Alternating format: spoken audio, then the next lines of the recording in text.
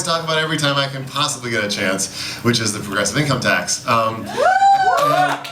I would imagine that most people in this room are familiar with this issue in some kind of way, but I want to just take a couple of minutes to set up why it's important and then talk with you about what we need to do to make it happen. So, the biggest challenge facing the state of Illinois and the biggest obstacle to so many of the progressive public policies that we want to see implemented is the state's fiscal condition, right? So not only are we still in the sort of recovery from the Bruce Rauner-induced crisis of the last 3 years in which the state didn't have a budget, and if any of you know anybody who works in the human services or nonprofit space, you know that it's not fixed. The problem is not solved. These agencies are still many, many months behind in their payments. The state is not yet being a responsible steward toward those folks. So we have a long way to go just to pay for the services that we have, let alone the sort of transformative vision that many of us in this room believe we need, like providing healthcare as a basic human right for everyone, or making sure that someone mentioned before that higher education is free just like high school is, right? Those investments are going to take money. Providing resources in historically disenfranchised communities to get jobs in communities of color, to build infrastructure in communities of color, right? This is going to take public investment and public financing for campaigns. This bill is Senate Bill 1424, where the public will contribute to people's campaigns instead of them having to go solicit money from donors. This is a transformative idea that would totally revolutionize our politics, but how are we going to pay for it? How are you going to pay for it, you crazy progressives? The state is broke, is what we always hear, right? And the thing that I like to say is that the state of Illinois is actually very, very wealthy. It's an incredibly wealthy state, right? And if the state of Illinois was a country, our GDP would be on par with countries like Argentina and Saudi Arabia, like major big countries in the world. Illinois is competitive with them. This is a hugely wealthy state.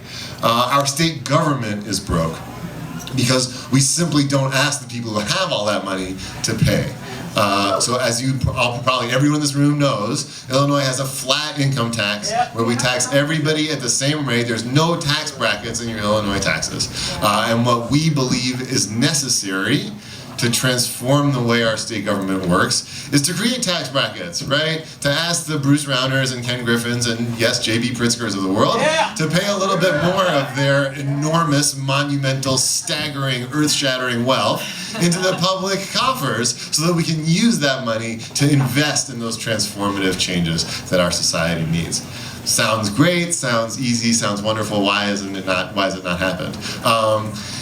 Because in the 1970 Illinois Constitution, those jerks who wrote it in a line that said you can only tax income at one rate. You have to have a flat income tax, right? So what we need to do is to amend the Illinois Constitution to make the possibility of a progressive income tax.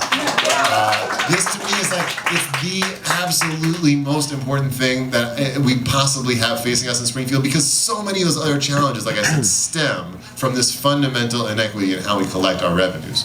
So, how does that work? In order to get an amendment to the Constitution passed, you have to pass it out of both chambers of the legislature with supermajority votes, 36 in the Senate, 71 in the House. We have 39 Democrats in the Senate today. It's quite likely that we could pass this amendment out of the Senate today. We have 67 Democrats in the House, and we need 71. So, what is the path forward to getting a constitutional amendment? The first thing is November, right? And there are races in suburban Chicago, suburban Cook County, and then the adjacent counties where Democrats are challenging incumbent Republicans, Democrats who have committed to voting for a progressive income tax, okay?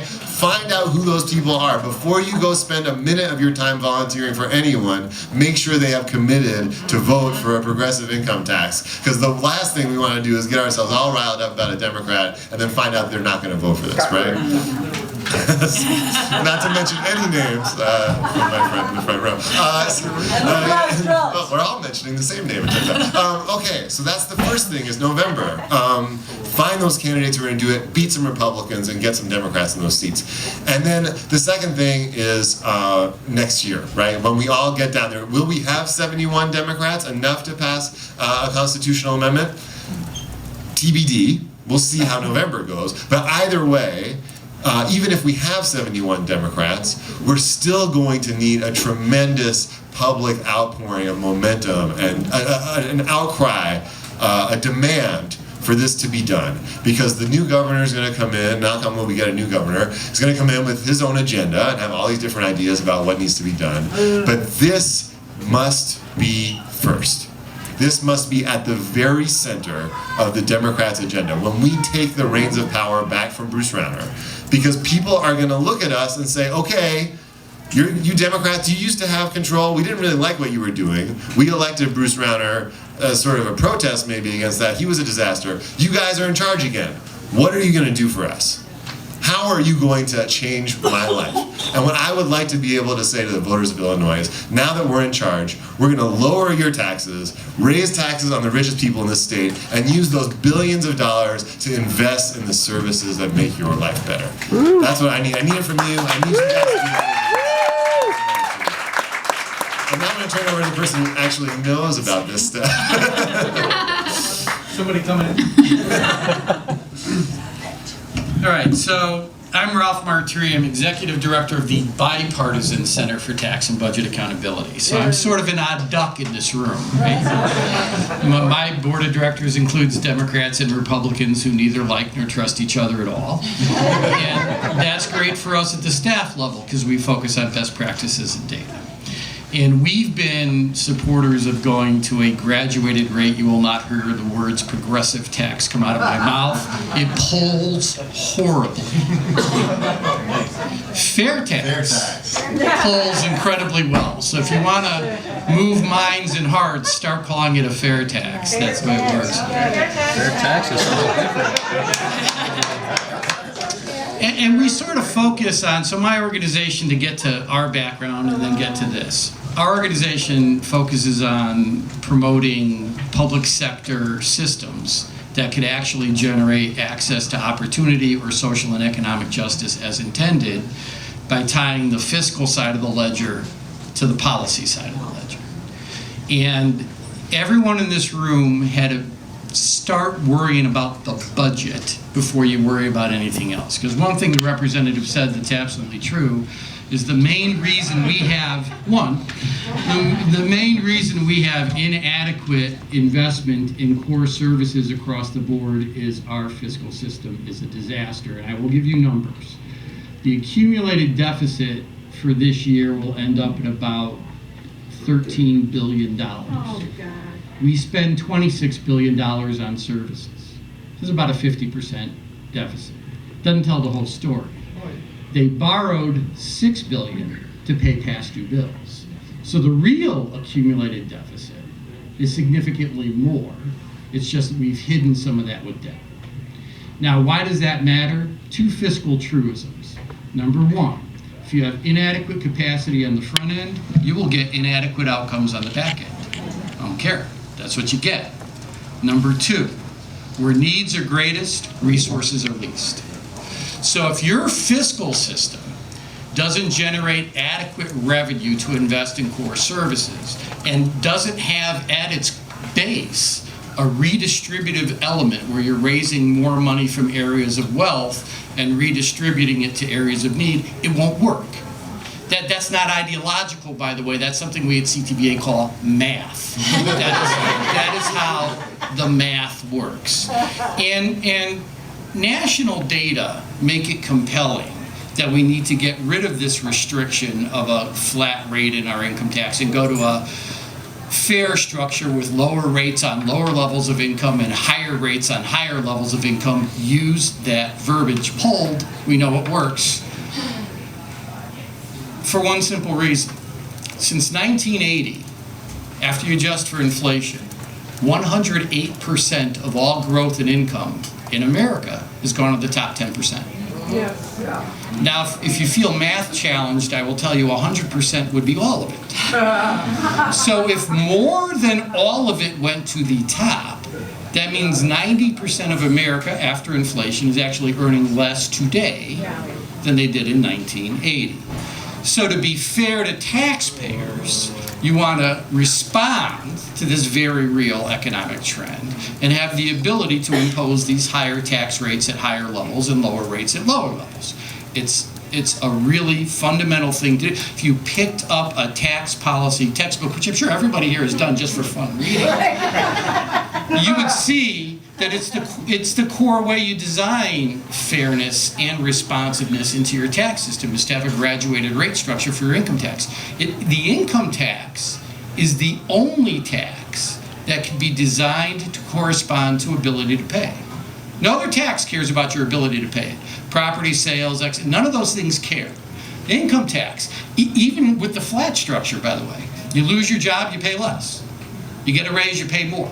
I mean, it's the one tax that actually corresponds to ability to pay. And if you had the opportunity to create this graduated rate structure, you could really do something positive for Illinois. Now, I want to be very clear, you're not passing this with a vote of progressives. And in fact, the further south on I-80 you go, the further out of Illinois you are and into Alabama. And you need to understand that because there are Democrats downstate that are as conservative as anyone in the Republican Party. So if we can't frame this change, which is a real positive change, in a way that resonates with them, then the math won't work, as in the math of getting enough votes to put this on the ballot so we all can approve it and make it the law of the land in Illinois. So one thing I like to do when I talk about graduated rates and tax fairness is quote a guy named Adam Smith. All over here, Adam? He invented Capitalism Now in the Wealth of Nations. What year was that book published? America and Capitalism the same year. It's a great thing. And it is a great thing when you talk to more conservative audiences. Going to a graduated rate structure not only isn't antithetical to capitalism, it was actually required under Adam Smith's vision. And he said, in fact, this is a quote, in a capitalist economy, taxes ought to be designed to, quote unquote, remedy inequality of riches as much as possible by relieving the poor and burdening the rich. Whoa. That is not Karl Marx. It's not Groucho Marx. It's Adam flippin' Smith. And his rationale for that, and I'm going to go back to one of the things I said first, his rationale for that as fair and responsive tax policy in a capitalist economy was that in a capitalist economy, because of disproportionate bargaining power between top income classes and everyone else, there will always be a disproportionate growth in income that goes to the top over everyone else. So since they get this growth in income that's disproportionate, they should have the greatest tax burdens. And we know the numbers bear it out. We have to find a way to talk about these core issues that resonate across the ideological spectrum. And I know that a lot of the really charged rhetoric gets the base riled up, but it marginalizes the issue. And I can tell you, you can pass really progressive policy, and the representative can back me up on this. Did you all hear about the school funding formula bill that passed this last August, finally? Yep. We have historic change in Illinois. We went from having the worst school funding formula in America to the best when this law passed. I wrote it. It took 7 years. It's not great. It didn't pass until we got Republican support. And there's your lesson. Now we just got to fund it. It funds charter schools away from public education. Okay. Can I throw in one more thing on fiscal policy, by the way? Because we're talking about taxes, but there's really one other thing you need to beat up every elected official and everyone that's running for state rep and state senator.